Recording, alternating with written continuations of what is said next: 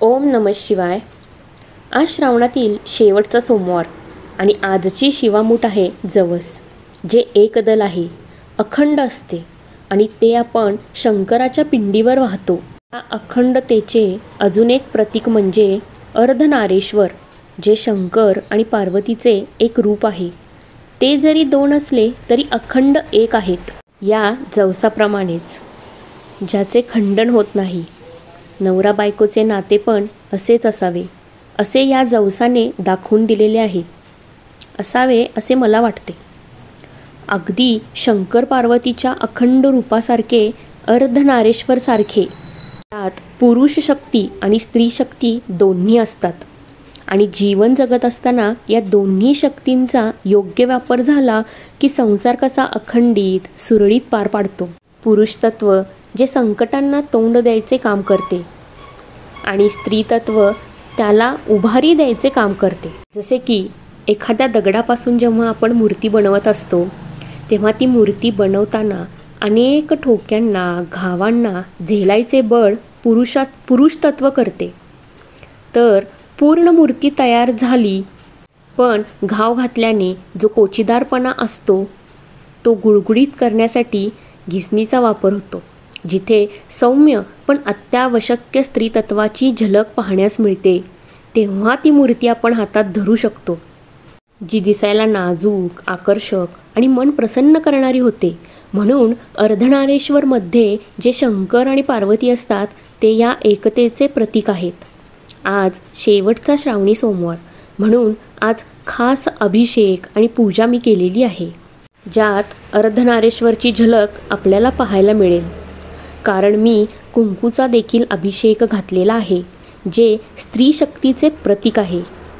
तर अशा पद्धतीने मी संपूर्ण पूजेची आणि अभिषेकाची तयारी केलेली आहे. तर इथे मी अभिषेकाचे ताट तयार केलेले आहे.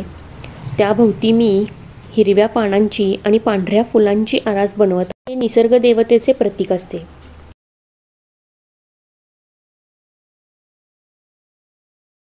आता याच्या पुढे मी श्री शिवलीला अमृताचे पुस्तक ॲज ए फोटो म्हणून ठेवत आहे आणि त्याला बेलपत्री आणि एक पांढरे फूल देखील कारण आज शेवटचा श्रावण सोमवार आहे म्हणून मी शिवाची, आपल्या शंकराची पूर्ण फॅमिली मला तिथे हवी होती, म्हणून तो फोटो मी इथे ठेवत आहे आणि आता आपण त्याची पूजा करणार आहोत. माझ्याकडे निशिगंधांची फुले देखील आहेत. ती मी या हिरव्या पानांवर सजवत आहे. संध्याकाळची वेळ आणि निशिगंधाचा सुवास अफलातून मोहकता भासते.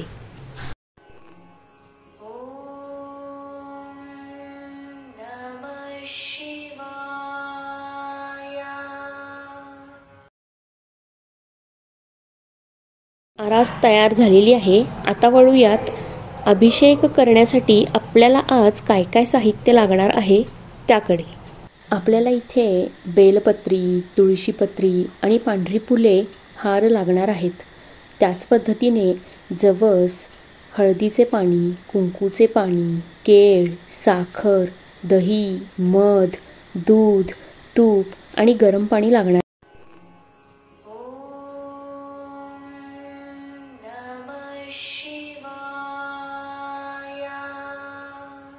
इकडे एकीकडे धूप अगरबत्ती तयार आहे.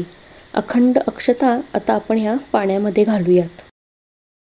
चला आता पिंड अभिषेक करायला ताटात ही पिंड आपण स्थापन करूयात. तर आपली आता इथे संपूर्ण तयारी झालेली आहे.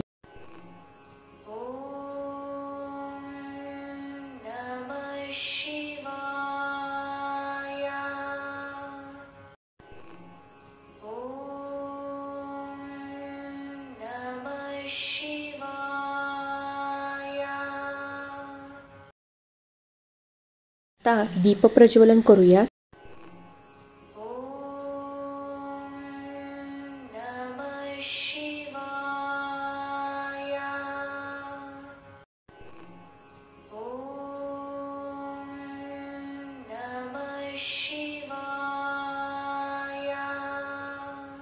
धूप अगरबत्ती लावून संपूर्ण घर सुवासिक करूयात, जेणेकरून पूजेचा पॉझिटिव्ह एनर्जीवाला ऑरा घरातील प्रत्येक व्यक्तीला प्रसन्न करेल.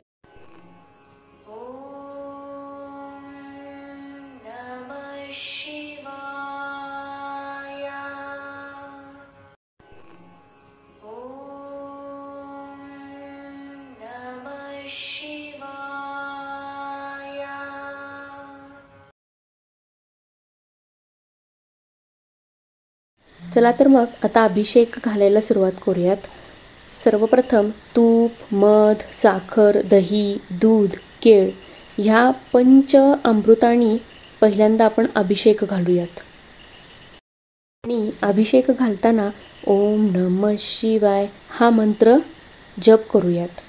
चला तर मग ओम नमः शिवाय, ओम नमः शिवाय, ओम नमः शिवाय.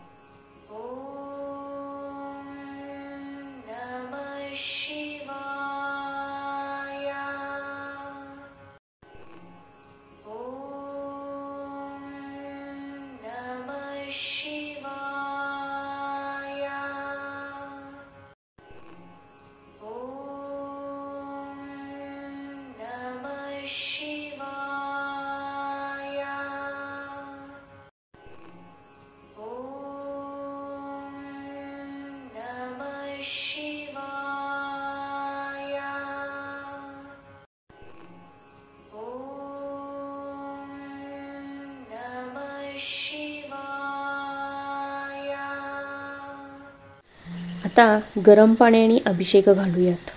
ओम नमः शिवाय, ओम नमः शिवाय, ओम नमः शिवाय, ओम नमः शिवाय, ओम नमः शिवाय.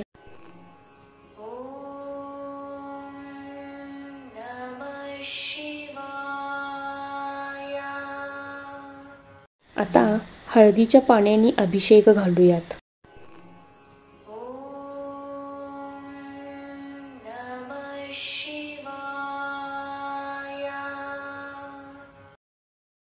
आता कुंकुने अभिषेक घालूयात.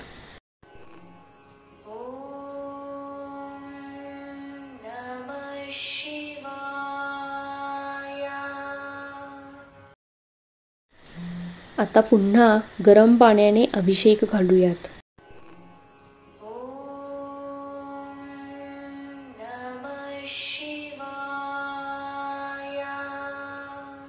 आता पिंड स्वच्छ करून घेतलेली आहे.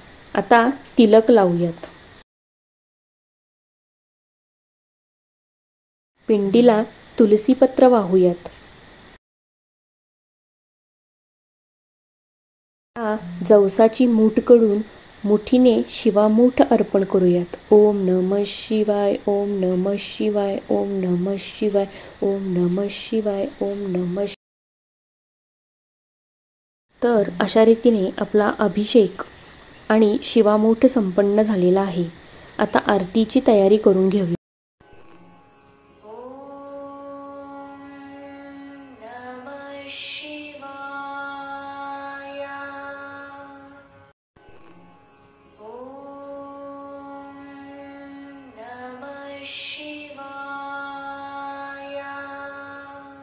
सगळ्यात पहिला बेलपत्री अर्पण करूयात. आता एक पांढरे फूल याला वाहूयात. आता घरातील सर्व व्यक्तींकडून पुष्पार्पण करून घेऊयात. आता श्री गणपती आणि श्री शंकराची आरती म्हणूयात.